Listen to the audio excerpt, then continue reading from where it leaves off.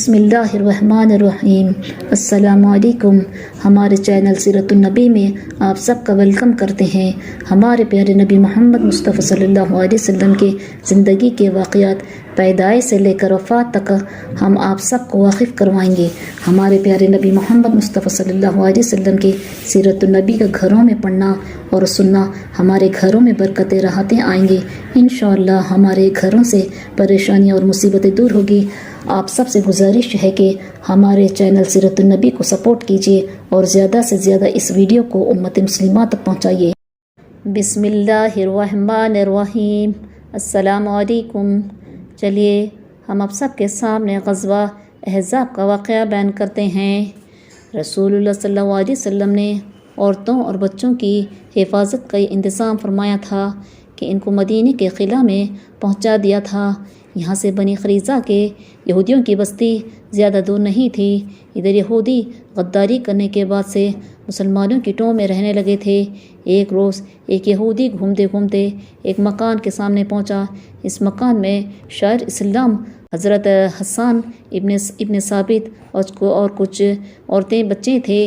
ان عورتوں میں رسول اللہ صلی اللہ علیہ وسلم کی پھوپھی حضرت صفیہ بنت عبد المطلب بھی تھی۔ انہوں نے کھڑکی میں سے دیکھا کہ مکان کے نیچے ایک یہودی گھوم رہا ہے۔ انہوں نے سوچا کہ بنی قریظہ نے معاہدہ توڑ دیا ہے، اس لیے اب یہودیوں کے اور ہمارے درمیان کوئی معاملہ تو رہا نہیں۔ ادھر رسول اللہ صلی اللہ علیہ وسلم غزوہ احزاب میں مشغول ہے۔ ایسے میں اگر یہودیوں نے ہم عورتوں پر حملہ کر دیا تو کوئی بچانے والا بھی نہیں آ سکتا۔ یہ سوچ کر انہوں نے فوراً حضرت حسان سے کہا، حسان تم دیکھ رہے ہو یہ یہودی ہمارے حویلی کے چکر لگا رہا ہے، مجھے ان کی طرف سے بالکل بھروسہ نہیں ہے۔ ممکن ہے یہ یہاں سے جا کر دوسرے یہودیوں سے اس گھر کا پتہ بتا دے۔ ادھر رسول اللہ صلی اللہ علیہ وسلم بھی آج کل مشغول ہیں، اس لیے تم نیچے جاؤ اور اس یہودی کو قتل کراؤ۔ حضرت حسان بزدلی میں بہت مشہور تھے۔ انہوں نے یہ سن کر جواب دیا، خدا تمہاری مغفرت کرے عبد المطلب کی بیٹی، خدا کی قسم تمہیں تو معلوم ہے کہ میں اس کام کا آدمی نہیں ہوں۔ حضرت حسان کا یہ جواب سن کر حضرت صفیہ کو اس کے سوا کوئی چارہ نظر نہیں آیا کہ انہوں نے خود ہی ایک مسل اٹھایا اور نیچے اترے۔ پھر انہوں نے وہ مسل یہودی کے سر پر دے مارا۔ یہودی اس اچانک چوٹ سے فوراً ہی مر گیا۔ اس سے نمٹ کر حضرت صفیہ واپس حضرت حسان کے پاس آئی اور ان سے کہنے لگی، حسان اب نیچے جا کر اس یہودی کے ہتھیار وغیرہ اتار لاؤ، یہ کام بھی میں خود ہی کر لیتی، مگر چونکہ وہ مرد ہے اس لیے میں مجبور ہوں۔ حضرت حسان نے جواب دیا، بہن مجھے کیا ضرورت پڑی ہے کہ میں اس کے ہتھیار اتار کر لاؤں۔ اس طرح یہودی مسلمانوں کی گھات میں پھرتے تھے کہ کہیں بھی موقع ملے تو مسلمانوں کو نقصان پہنچا دے۔ وہ یہ سمجھتے تھے کہ اس وقت مسلمان پریشان ہیں، اس لیے آسانی سے قابو میں آ جائیں گے، مگر صحابہ رضی اللہ تعالیٰ اب ان کی چالاکیوں اور غداریوں کو جان چکے تھے، اس لیے وہ ایسے لوگوں کو منہ توڑ جواب دیتے تھے۔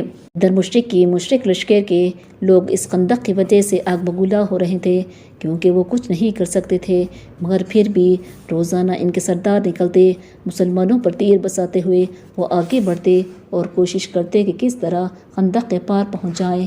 ایک دن اسی طرح مشرکوں نے تیر چلائے۔ خندق کے ادھر جو مسلمان فوجیں کھڑی تھی ان میں حضرت سعد ابن معاذ بھی تھے۔ مشرک فوجیں تیر چلا رہی تھی، ادھر مسلمان بھی انہیں تیروں سے ہی جواب دے رہے تھے۔ ایک تیر حضرت سعد ابن معاذ رضی اللہ تعالیٰ کے لگا اور وہ اس سے سخت زخمی ہو گئے۔ رسول اللہ صلی اللہ علیہ وسلم نے حضرت سعد کو فوراً ایک قریب کے خیمے میں پہنچا دیا۔ مشرک اس کوشش میں تو رہتے ہی تھے کس طرح خندق کے پار پہنچ جائیں۔ ایک روز کچھ لوگ اس میں کامیاب ہو گئے۔ ایک جگہ سے خندق کی چوڑائی کم تھی، اس لیے یہ لوگ یہاں سے اسے پھلانگ لگانے میں کامیاب ہوئے۔ جو لوگ خندق پار کر کے آئے ان کے نام یہ ہیں، اکرمہ ابن ابو جہل، حبیرہ ابن ابو وہب، زرار ابن خطاب اور عمرو ابن عبدود۔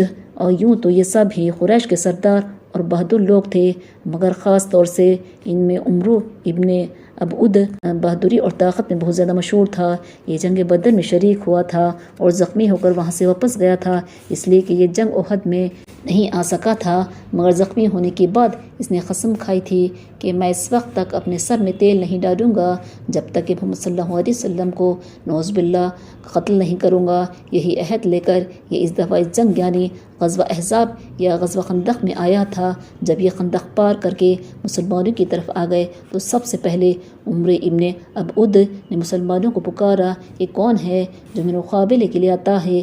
یہ سن کر حضرت علی رضی اللہ تعالیٰ نے رسول اللہ صلی اللہ علیہ وسلم سے عرض کیا کہ اس کے مقابلے کے لیے میں جاؤں گا، مگر حضور صلی اللہ علیہ وسلم نے حضرت علی رضی اللہ تعالیٰ سے فرمایا، نہیں بیٹھ جاؤ، یہ عمرو ابن ابعد ہے۔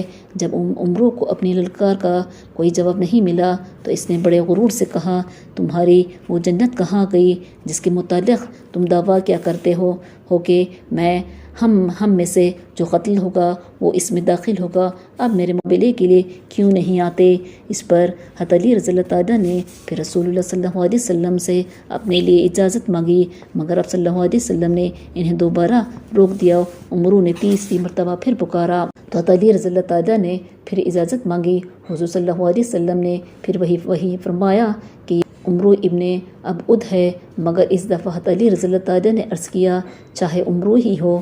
رسول اللہ صلی اللہ علیہ وسلم نے حضرت علی رضی اللہ تعالیٰ کو اجازت دے دی۔ آپ صلی اللہ علیہ وسلم نے دعا کی کہ خدا تعالیٰ حضرت علی رضی اللہ تعالیٰ کو کامیاب فرمائے۔ اب حضرت علی رضی اللہ تعالیٰ آگے بڑھے اور عمرو ابن ابعد کے سامنے پہنچ گئے۔ پہلے انہوں نے عمرو کو اسلام قبول کرنے کی دعوت دی، اس نے اس سے انکار کر دیا۔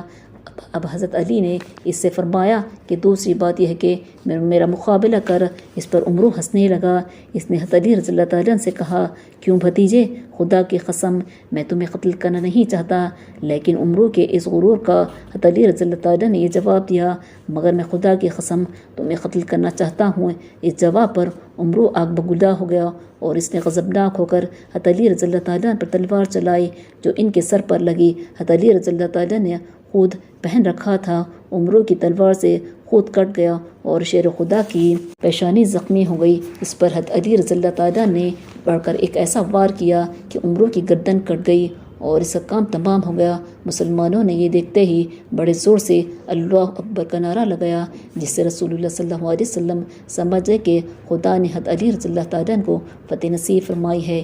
ادھر دوسرے مشرکوں نے جب اپنے اتنے بڑے سردار کا یہ انجام دیکھا تو وہ ڈر کر بھاگ گئے۔ اب ہم اس واقعے کو ختم کرتے ہیں۔